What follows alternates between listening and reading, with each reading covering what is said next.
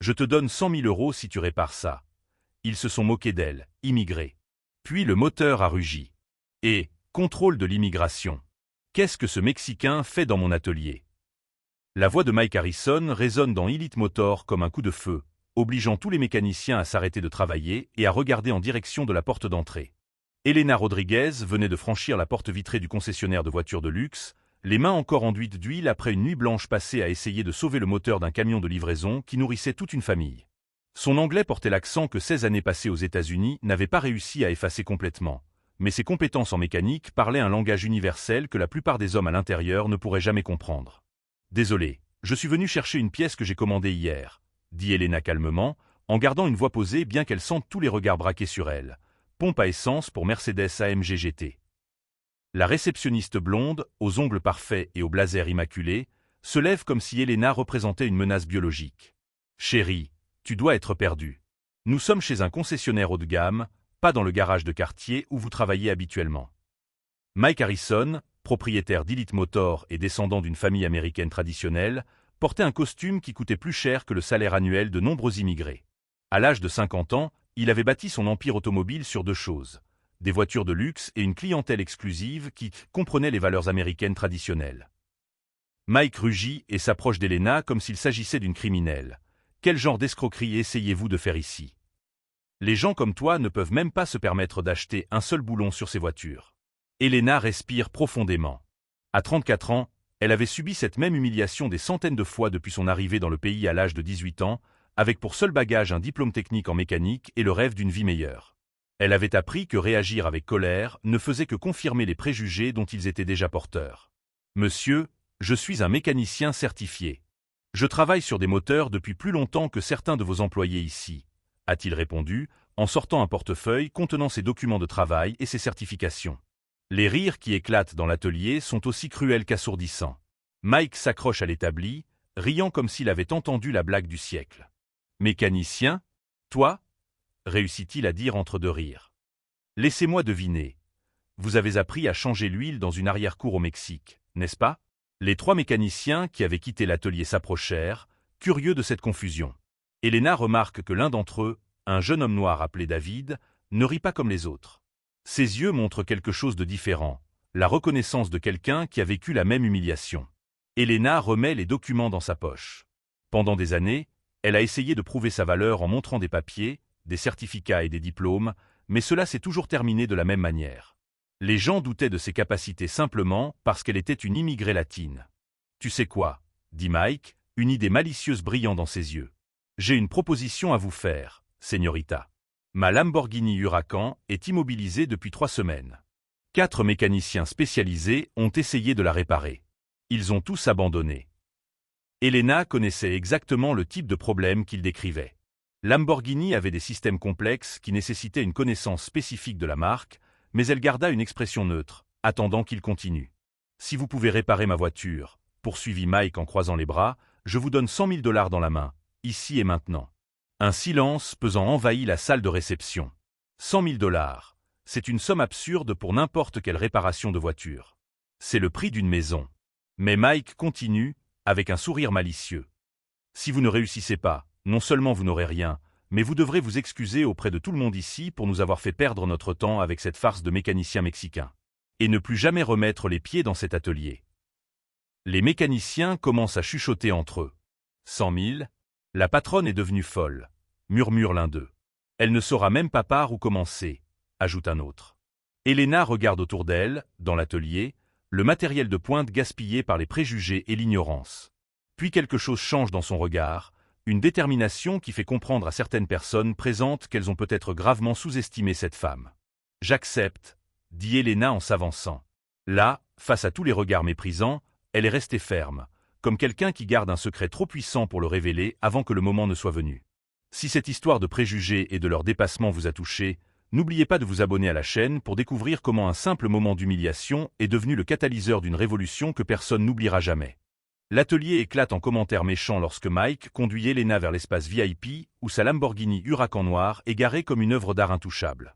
Jake, le chef mécanicien, chuchote à ses collègues. Ça va être drôle. Elle doit à peine connaître la différence entre l'essence et le diesel. Je parie qu'elle appellera à l'aide dans 5 minutes, dit un autre en riant. Mike s'arrête devant la supercar italienne et croise les bras avec une cruelle satisfaction. Voilà votre petit défi, señorita. Moteur V10, 630 chevaux, système d'injection plus complexe qu'un ordinateur de la NASA. Elena s'approche de la Lamborghini avec le même respect qu'elle entre dans une cathédrale. Ses yeux parcourent chaque ligne de la voiture, chaque détail de la carrosserie, comme si elle lisait une histoire écrite en métal et en fibre de carbone. Quels étaient les symptômes? Demande-t-il calmement, ignorant les rires en arrière-plan. Perte totale de puissance, problème d'accélération, consommation de carburant absurde, répond Mike avec dédain. 4 mécaniciens certifiés Lamborghini ont abandonné. Mais je suis sûr que vous, avec votre grande expérience dans les casses, vous allez tout arranger, n'est-ce pas? Les autres clients de l'atelier commencent à se rassembler pour assister au spectacle. Des hommes en costume de luxe, des montres suisses, des clés de Ferrari et de Porsche à la main. On aurait dit un tribunal d'élite jugeant un intrus. Elena ferme les yeux un instant, et son esprit remonte 16 ans en arrière. Elle n'avait que 18 ans lorsqu'elle a franchi la frontière avec pour seul bagage un diplôme technique et le numéro de téléphone d'un cousin qui lui avait promis de l'aider à trouver un emploi. Le premier atelier dans lequel elle a essayé de trouver un emploi se trouvait à Los Angeles. Le propriétaire, un Américain de la 2e génération qui parlait mieux l'espagnol qu'elle l'anglais, lui a ri au nez. « Mija, tu es trop belle pour te salir avec de l'huile. Pourquoi ne pas travailler comme femme de ménage? C'est mieux payé et c'est plus convenable. » La deuxième tentative a été pire. Le propriétaire ne l'a même pas laissé finir d'expliquer ses qualifications. « Écoutez, madame, je n'embauche pas de clandestins ici. Retournez dans votre pays et laissez les emplois américains aux Américains. » Elena avait passé ses 5 premières années aux États-Unis à exercer 3 emplois, nettoyage de bureau à l'aube, serveuse dans un restaurant mexicain pendant la journée et études d'anglais technique le soir. Tout cela pour avoir la chance de travailler avec ce qu'elle aimait vraiment. « Peux-tu ouvrir le capot ?» demanda Elena, revenant au présent. Mike fait un geste théâtral à Jake, qui actionne le système hydraulique. Le capot se soulève, révélant le moteur V10 comme un bijou italien, mais Elena se rend immédiatement compte que quelque chose ne va pas du tout. « Tu as changé le module d'injection ?» demande-t-elle en passant ses doigts sur certains composants. « Bien sûr, » répond Jake avec irritation. C'est la première chose que fait tout mécanicien compétent. Et le capteur d'oxygène. Je l'ai changé aussi. De même que la pompe à essence, les filtres, tout. Elena poursuit son inspection, posant des questions techniques qui témoignent d'une connaissance approfondie de Lamborghini. Pour chaque question, Jake avait une réponse défensive, mais elle a remarqué quelque chose dans ses réponses, une hésitation subtile, comme s'il cachait quelque chose. « Je peux démarrer le moteur ?» demande-t-il. « Bien sûr, mais je peux te dire qu'il te donnera la même chose qu'aux 4 autres experts, » dit Mike, visiblement amusé par la situation. Elena monta dans la voiture et, pendant un instant, elle se sentit transportée vers la première fois qu'elle s'était assise dans une vraie machine. Elle avait 15 ans et son père, un mécanicien talentueux qui n'avait jamais eu d'opportunité en raison de l'extrême pauvreté du Mexique, lui avait trouvé un emploi temporaire dans un garage qui s'occupait des voitures importées. « Mija, » lui avait-il chuchoté ce jour-là, « un jour, tu travailleras sur des machines comme celle-ci. Tu as quelque chose que je n'ai jamais eu, l'éducation. Utilise-la. » 6 mois plus tard, son père meurt dans un accident de travail. Elena s'est juré ce jour-là d'honorer sa mémoire en prouvant que le talent n'a pas de nationalité. Elle tourne la clé de la Lamborghini et le moteur V10 rugit, mais le son n'est pas du tout le même. Il y avait des irrégularités dans la rotation, des vibrations qui ne devraient pas exister, un schéma de combustion qui criait des problèmes spécifiques que n'importe quel mécanicien expérimenté aurait dû identifier. Elle coupe le moteur et sort de la voiture. Tout le monde la regarde, attendant qu'elle s'avoue vaincue. « J'ai trouvé le problème, » dit Elena calmement. La vague de rire est assourdissante. « Tu as trouvé le problème ?» Mike manque de s'étouffer de rire. En 2 minutes, 4 experts ont passé des semaines ici. Le problème n'est pas là où tu as cherché, dit Elena en retournant sous le capot. David, le jeune mécanicien noir qui était resté silencieux, s'approche discrètement. Contrairement aux autres, il observe Elena avec un réel intérêt et non avec mépris. Où est-il alors? Demanda Jake, visiblement agacé qu'elle prolonge ce qui aurait dû être une humiliation rapide. Elena désigna une petite pièce du système, presque imperceptible.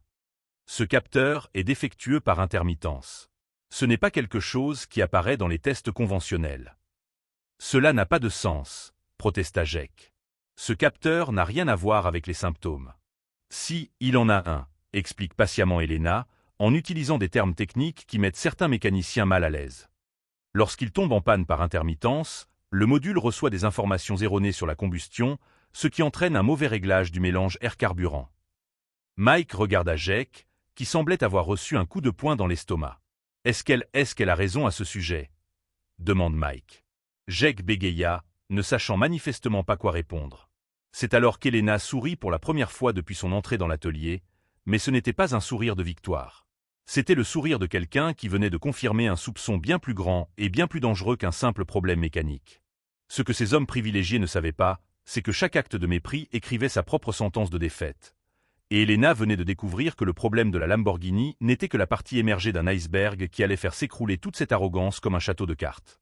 Tandis que Mike et les autres mécaniciens continuent de se moquer de la Mexicaine qui pensait s'y connaître en voiture, Elena demande discrètement à examiner d'autres parties du moteur. Ce qu'elle va découvrir dans les minutes qui suivent va complètement changer le cours de l'histoire. « Je peux voir les pièces que vous avez changées ?» demande-t-elle à voix basse. Jake hésita un instant, une hésitation qui ne passa pas inaperçue aux yeux d'Elena. Bien sûr, elles sont toutes là, sur l'établi. Elena se tourna vers les objets usagés, et quelque chose attira immédiatement son attention. Elle prit l'une des pièces et l'examina attentivement sous la lumière. Cette pièce porte un numéro de série Lamborghini original, dit-elle à haute voix pour que tout le monde puisse l'entendre. Bien sûr que c'est le cas, répondit rapidement Jake. Nous n'utilisons que des pièces d'origine ici. Ce serait vrai, poursuit Elena en prenant une loupe sur le plan de travail, s'il n'y avait pas un petit détail. Elle passe la loupe à Mike.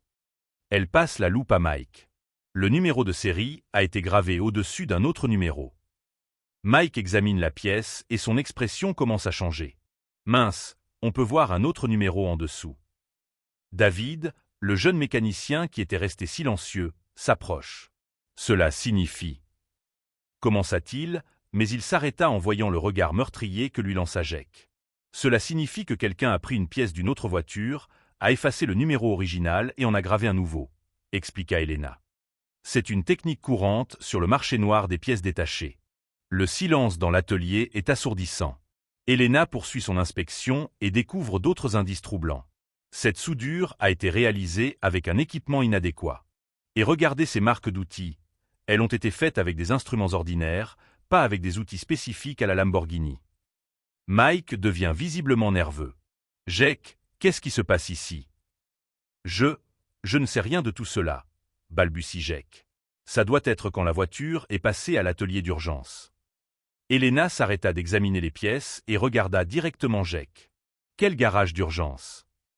Il y a environ 3 mois, explique rapidement Jake. Monsieur Mike a eu un problème de voiture lors d'un voyage. Il a dû la laisser dans un garage du Nevada pour régler un problème urgent.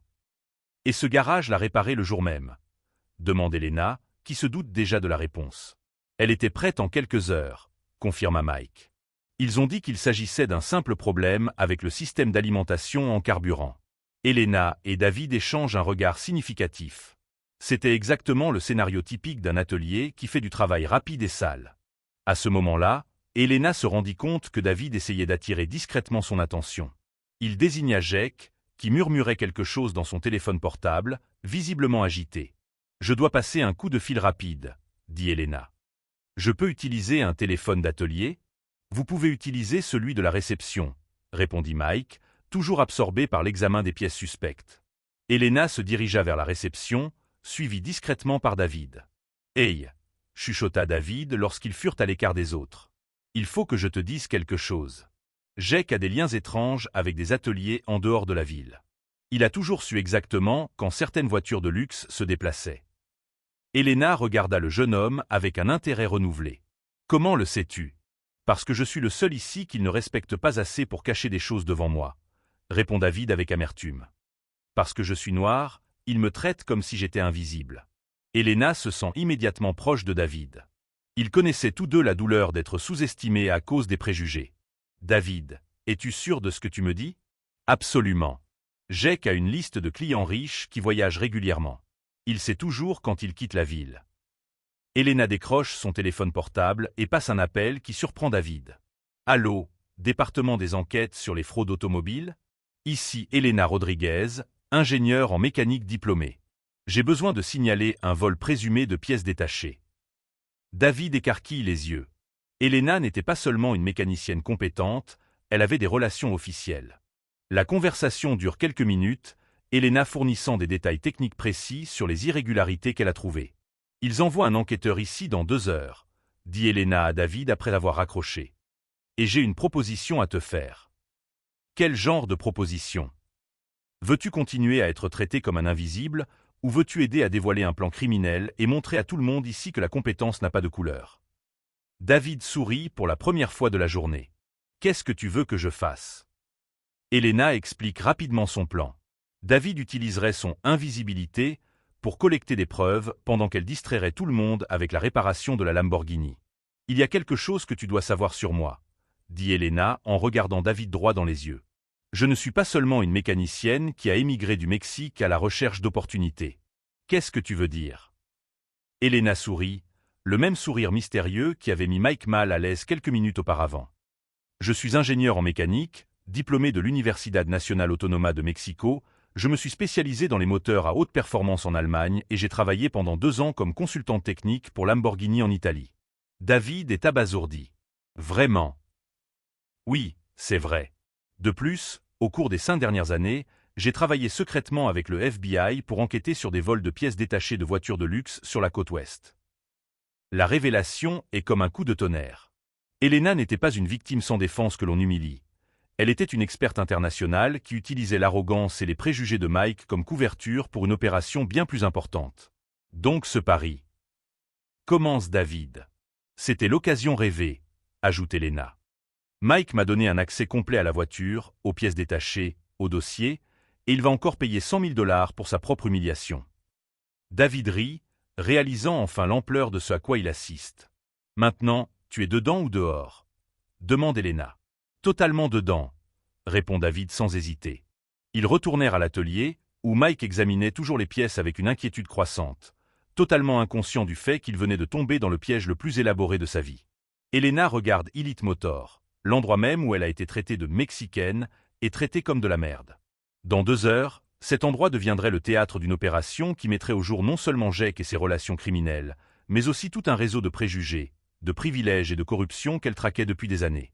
C'est lorsque tout le monde s'est moqué désespérément de ses compétences que quelque chose d'extraordinaire a commencé à prendre forme.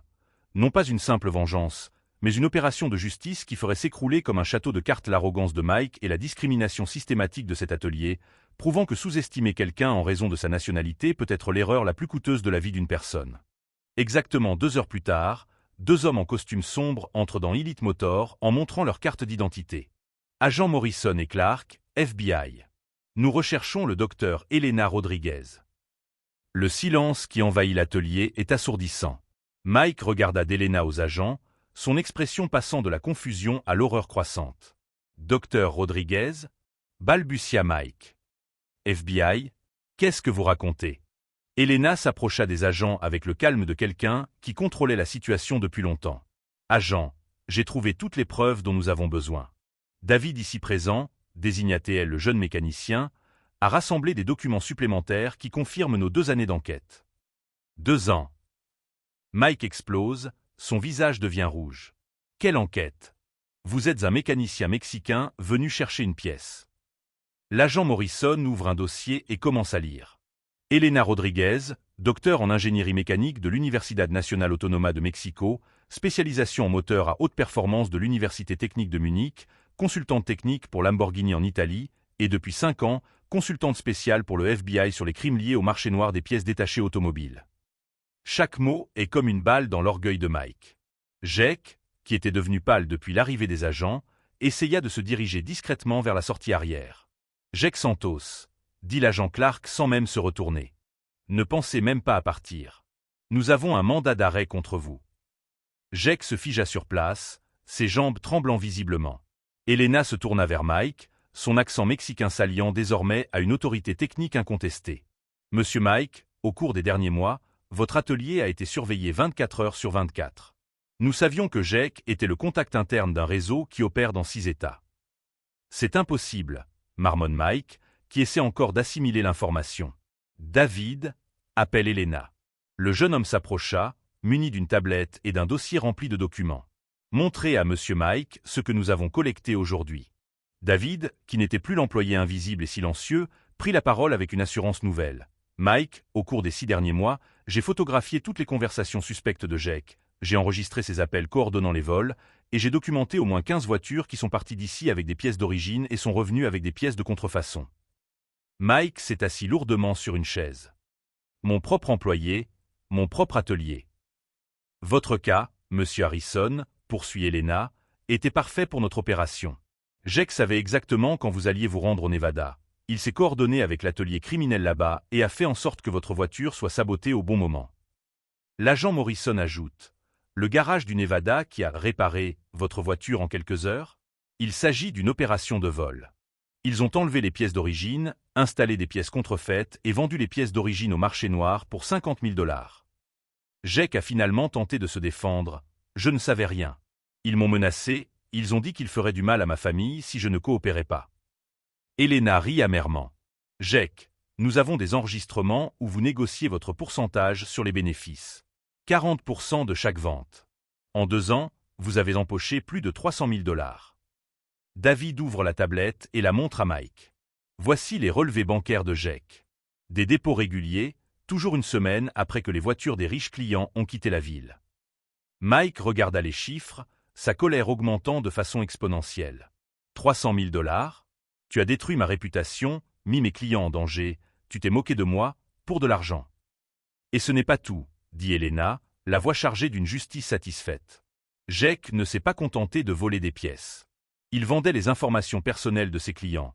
Adresse, temps de trajet, détails de la voiture. En fait, il était l'informateur d'une opération criminelle beaucoup plus importante. L'agent Clark s'approche de Jake avec des menottes. « Jake Santos, vous êtes en état d'arrestation pour association de malfaiteurs, recel, vol qualifié et association de malfaiteurs en vue de commettre une fraude. » Alors que Jake était menotté, il a regardé Elena avec une haine pure. « Tu nous as trompés. Tu t'es fait passer pour un mécanicien ordinaire alors qu'en fait, je suis exactement celui que j'ai toujours dit que j'étais, » l'interrompt Elena. « Un mécanicien. La différence, c'est que tu as supposé que les mécaniciens mexicains étaient incompétents. Ce préjugé t'a rendu aveugle à la réalité. » Mike, qui essayait encore d'absorber l'ampleur de la trahison, regarda Elena avec un mélange d'admiration et de honte totale. « Elena. Docteur Rodriguez. Je dois m'excuser auprès de vous. Pas seulement pour aujourd'hui, mais pour tout. Pour la façon dont je vous ai traité, pour les commentaires racistes, pour avoir supposé. » « Mike, l'interrompt doucement Elena, ton pari de 100 000 $ tient toujours. J'ai réparé ta Lamborghini, dévoilé la machination criminelle qui détruisait ton entreprise et traduit le responsable en justice. » Mike regarda la Lamborghini qu'Elena était en train de démarrer. Le son qui sortait du moteur V10 était parfait, un rugissement italien pur et puissant qui réduisit tout l'atelier au silence. « Comment ?» demande Mike, sincèrement impressionné. « J'ai remplacé toutes les pièces contrefaites par des pièces originales que j'ai apportées dans ma voiture, j'ai reprogrammé le module d'injection selon les spécifications d'usine correctes et j'ai corrigé tous les dommages causés par le travail incompétent, » explique techniquement Elena. « Votre voiture ne fait pas que fonctionner. Elle est meilleure que lorsqu'elle a quitté le concessionnaire. » L'agent Morrison s'approche de Mike. « Monsieur Harrison, vous avez été une victime, pas un criminel. Mais nous avons besoin de votre entière coopération pour démanteler le reste du réseau. »« Tout ce que vous voudrez, » répond Mike immédiatement. « Tout ce dont vous avez besoin. » Elena éteignit la Lamborghini et se dirigea vers la sortie. Mike la suivit. « Elena, attends. En plus des 100 000 $ que je te dois, je veux te faire une proposition. » Elena se retourne, curieuse. « Sois mon associé. 50% d'Elite Motor. Faites de ce garage le meilleur de la côte ouest. Apprenez-moi à devenir le genre d'homme d'affaires que vous respecteriez. » Elena sourit. Pas le sourire mystérieux de quelqu'un qui garde des secrets, mais le sourire de quelqu'un qui vient de voir un homme reconnaître ses erreurs et vouloir sincèrement changer. « Mike, je vais étudier ta proposition. Mais d'abord, il faut que tu comprennes quelque chose. » « Quoi ? » « La vengeance que j'ai exercée aujourd'hui n'était pas contre toi. C'était contre un système qui juge les gens en fonction de leur nationalité plutôt que de leurs compétences. Tu n'étais que le véhicule d'une leçon bien plus importante. » Alors qu'Elena se dirige vers sa propre voiture, une Ferrari 488 GTB rouge qu'elle a garée discrètement de l'autre côté de la rue, tous les participants à l'atelier réalisent enfin l'ampleur de ce dont ils ont été témoins. Il ne s'agissait pas seulement de réparer une voiture ou de démasquer un criminel, mais de démanteler des préjugés qui étaient coûteux non seulement moralement, mais aussi financièrement, de détruire des opportunités d'excellence par pure ignorance, de prouver que sous-estimer quelqu'un en raison de ses origines peut être l'erreur la plus coûteuse dans la vie d'une personne. 6 mois après le jour qui a tout changé, Elena se trouvait dans son nouveau bureau chez Elite Motor, désormais rebaptisé Rodriguez et Harrison Automotive Excellence, et examinait les contrats de 3 nouveaux employés latinos qui allaient commencer la semaine prochaine. La transformation était achevée. Les murs affichaient désormais des certificats en anglais et en espagnol, des photos de l'équipe diversifiée suivant une formation internationale, ainsi qu'une plaque dorée sur laquelle on pouvait lire « L'excellence n'a pas de nationalité, elle a de la compétence ». Mike frappe à la porte, un magazine à la main, avec une expression mêlant fierté et un peu de honte constructive. « Elena, il faut que tu vois ça », dit-il en ouvrant Forbes sur la table.